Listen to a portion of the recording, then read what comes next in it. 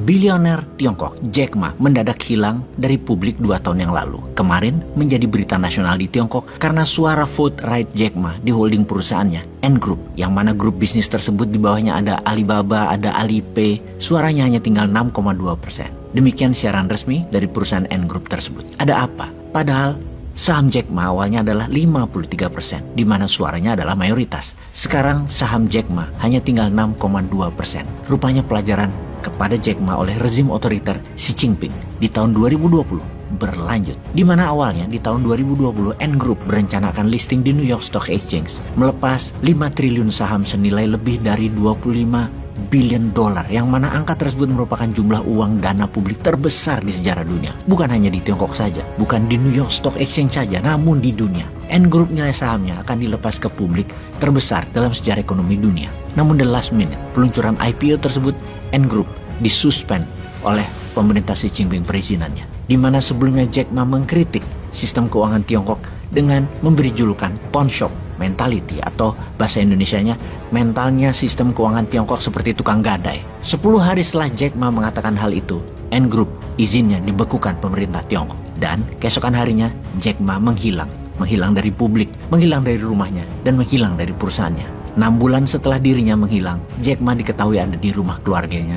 dan tidak ada satupun komentar keluar dari mulutnya sejak saat itu. Dia sudah dibungkam rupanya oleh pemerintah komunis Tiongkok. Publik ketika Jack Ma hilang terbayang 5 bilioner pengkritik kebijakan Xi Jinping sejak tahun 2015 hingga tahun 2020 yang juga hilang. Yang kemudian ada yang meninggal di penjara, ada yang dipenjara selama 10 tahun dengan tuduhan korupsi lah. Namun yang pasti semuanya dimiskinkan. Siapa dia? Xiao Jianhua, bilioner finance dari Tomorrow Group, Hua Guangyu, pengusaha bilioner bidang elektronik, Ren Zhijiang, dunia properti, Xiuming dan Guo Guangqing, semuanya adalah bilioner sebelum Jack Ma, dan semuanya adalah pengkritik kebijakan Xi Jinping yang hilang. Jack Ma adalah yang terakhir dimiskinkan dari 53% ke 6,2%. Hartanya diambil pemerintah otoriter Xi Jinping. Memiskinkan bilioner populer adalah strategi untuk membuat Tiongkok menjadi negara selalu tanpa oposisi. Ngomong-ngomong, kalau sahabat menerima informasi seperti ini dari kakak tertua ya, jangan dihubung-hubungkan dengan santarannya Bosman. Bosman memang sering mengkritik kebijakan yang kurang membuat Indonesia terbang ekonominya, namun selalu memberikan alternatif solusi. Selain memberikan solusi, dipraktekkan langsung. Contohnya dalam membangun ekonomi akar rumput kaum wong cilik dengan strategi urun dana. Urun dana adalah salah satu solusi yang diberikan untuk bagaimana UMKM bisa dapat pendanaan, agar 40-an juta pengusaha UKM bisa dapat funding bagi hasil, bukan pinjam kredit dengan bunga rentenir yang menjadikan sistem ekonomi Wakanda jadi cocok dengan sebutannya yang Jack Ma katakan tadi, pawn shop mentality.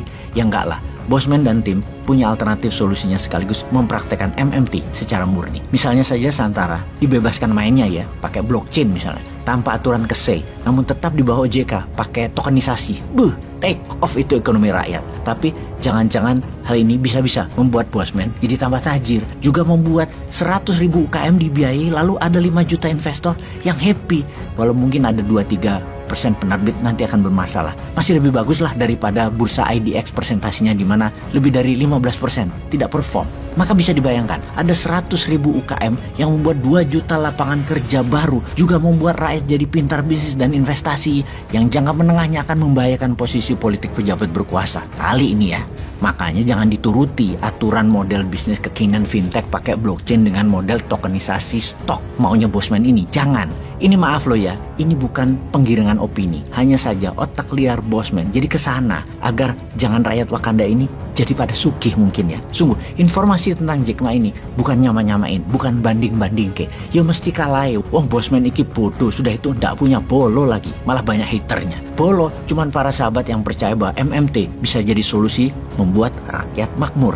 Ngarep dipermudah semua strategi bisnisnya. Namun sejauh ini masih belum lincah dan dibatasi regulasinya. Bukan seperti Tiongkok loh pemerintah sekarang ini, bukan. Pejabatnya mau melindungi investor agar rapi administrasi, tapi jangan macam-macam itu usaha urun dananya. Ikuti aturan walaupun kuno tapi aman, itu di otak mereka, ya nggak apa-apa. Yang jadi kepikiran kenapa karakter Mardigu yang dikesankan disemprit. Tapi ya nggak apa-apa juga sih.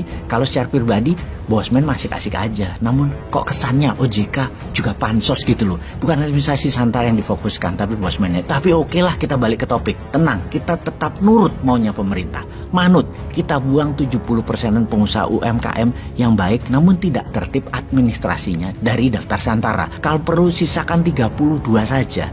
Lalu bagaimana solusi membantu UKM? Yang pasti tidak akan jalan dengan baik urun dananya kalau setelah investasi di urun dana tadi tidak ada bursa sekunderinya. Ada sih, namun dibatasi jendelanya. Hanya ada 2 minggu setiap 6 bulan yang membuat banyak uang investor tidak berputar cepat. Kenapa ya tidak diizinkan SCF urun dana secondary marketnya transaksi harian? Kenapa ya? Uang di SCF milik investor ada 2 cara dapat uang. Pertama dari dividen dan kedua dari capital gain di bursa secondary seperti layaknya IDX. SCF urun dana administrasinya ikut model IDX namun exit plan-nya nggak ada secondary market. Ya investor teriak menyalahkan penyelenggara SCF, menyalahkan Santara. Ya wis lah, jadinya emang begitu. Lama-lama ya kita sebagai pengusaha SCF bunyi juga. Ini semua karena sistem dan model bisnis belum dipahami pejabat otoritas. Namun ada baiknya ke depan semua buka hati, lapang hati dan semua menomorsatukan rakyat, menomorsatukan UKM, menomorsatukan investor dan memudahkan administrasi semuanya. Itu yang penting. Semua